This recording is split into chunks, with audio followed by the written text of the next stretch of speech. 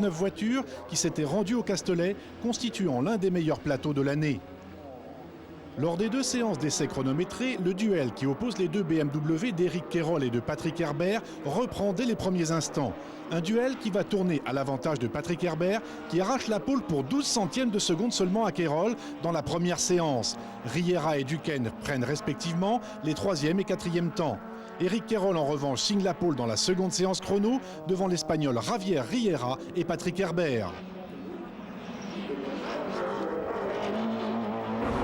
Au départ de la première course du week-end, Herbert et Quérol s'élancent donc de la première ligne, suivis par Riera et Duquesne sur la deuxième. Éric Quérol aborde en tête le premier virage devant Patrick Herbert, Gilles Duquesne et Serge Masson qui a pris un très bon départ. Riera est mal parti. Il négocie le premier virage en 6e position derrière Daniel Bandura et il va encore concéder 3 places au profit d'Étienne Casubolo, d'André Pérez et de Maurice Pérusse. Quérol et Herbert creusent déjà l'écart sur Duquesne et Masson qui s'échappent aussi du peloton, emmenés par Bandura.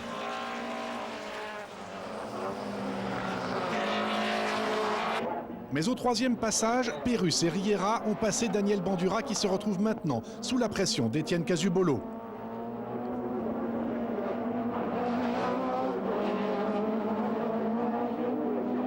Depuis son départ manqué, Riera s'est lancé dans une superbe course-poursuite. Pointé en 8e position à l'issue de la première boucle, il gagne 2 places en 3 tours, puis encore 3 autres entre les 5e et 8e passages. Du coup, l'Espagnol est 3e derrière Quérol et Herbert. En 8 tours, il a remonté 5 places.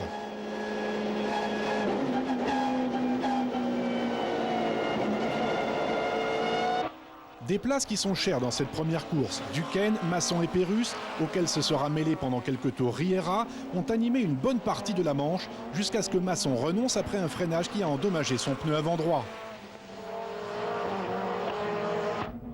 Gilles Chatelain, Carlos Antunes et Jean-Christophe Buisson aussi se sont bien amusés.